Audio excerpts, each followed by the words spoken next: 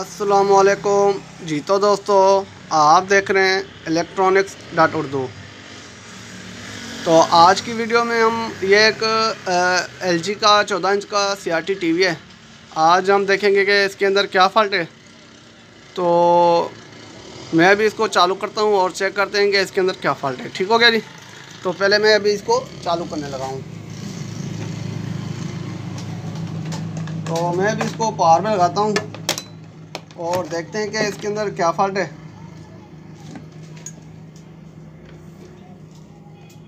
जी तो दोस्तों, मैंने इसको पावर पे लगा लिया है। सही हो गया जी। तो अब मैंने इसको पावर पे लगा लिया है। तो अब हम चेक कर लेते हैं कि हमारा टीवी चालू हुआ कि नहीं हुआ। तो यहाँ पर आप देख सकते हैं कि हमारा टीवी चालू हो चुका है। ठीक हो गया जी। तो मैं अभी इसको AV के मोड में करता हूँ। तो यहाँ पर आप अगर आप देखें तो ऊपर से ये लाइन्स नज़र आ रही है। अगर यहाँ पर आप ऊपर से देखें तो ये लाइन्स नज़र आ रही है 3 से 4।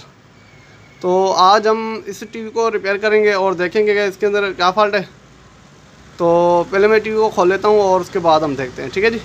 तो मैं अभी टीवी को खोल लेता हूँ। जी तो दोस्तों, आप यहाँ पर देख सकते हैं कि मैंने यहाँ से इसको निकाल दिया है। सही हो गया जी। तो मैंने इसको यहाँ से निकाल दिया है। अगर मैं आपको दिखाने की कोशिश करूँ तो ये मैंने निकाला है यहाँ से। ठीक हो गया जी।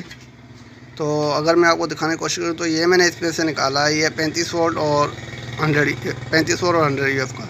तो बज़ाहिर आप देखें तो इसके अंदर कोई भी चीज़ ख़राब होने की नज़र नहीं आ रही हमें। असल में यही ख़राब होता है, इसी वजह से ये प्रॉब्लम आती है। आप लोगों ने बस इसी प्रॉब्लम को आप लोगों ने अपने माइंड में बिठा लेना है। सही हो गया जी।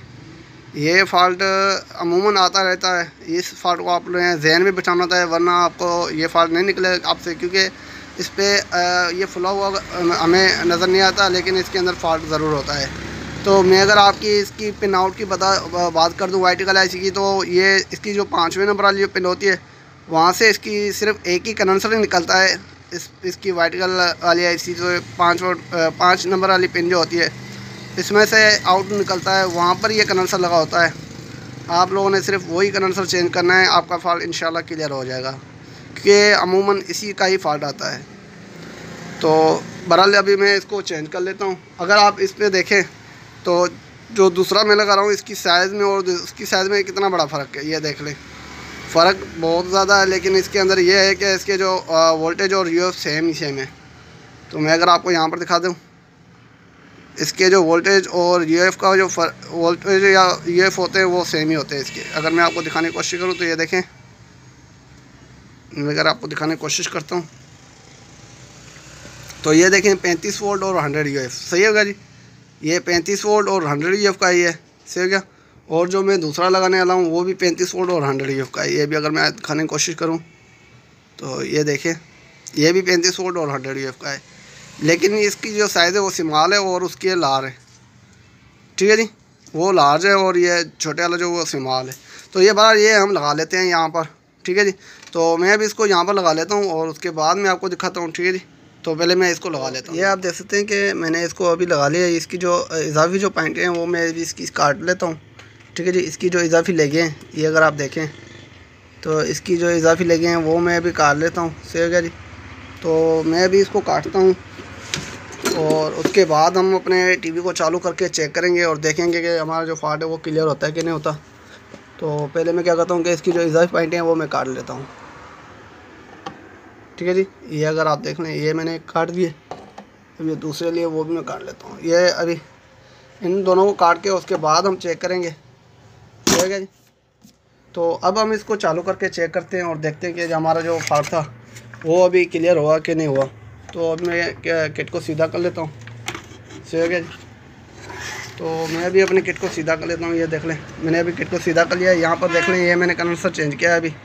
तो अब हम इसको दोबारा चालू करके चेक कर लेते हैं और देखते हैं कि ये हमारा जो फॉल्ट है वो भी क्लियर होता है कि नहीं होता। तो मैं भी इसको चालू करके चेक कर लेता हूँ। सही है जी। तो ये मैं IDD केबल इसके साथ लगा लेता हूँ, जो कि इसकी IDD केबल है वो मैं इसके अंदर लगा लेता हूँ, क्योंकि हमें फिर पता चले इसकी जो लाइन्स है वो अभी सही नज़र आ रही है, हमें नहीं आ रही। ठीक है जी। तो मैंने इसको अभी लगा लिया है, IDD केबल मैंने इसके अंदर लगा लिया है। तो अब हम इसकी पिक्चर चेक कर लेते हैं। हमारे जो अभी जो पिक्चर के ऊपर लाइनें आ रही थी वो अभी इसका जो फॉल्ट था वो क्लियर हुआ कि नहीं हुआ। ठीक है गाइस, तो मैं अभी इसको पावर भी लगाता हूँ और उसके बाद हम फ्रंट से देखते हैं।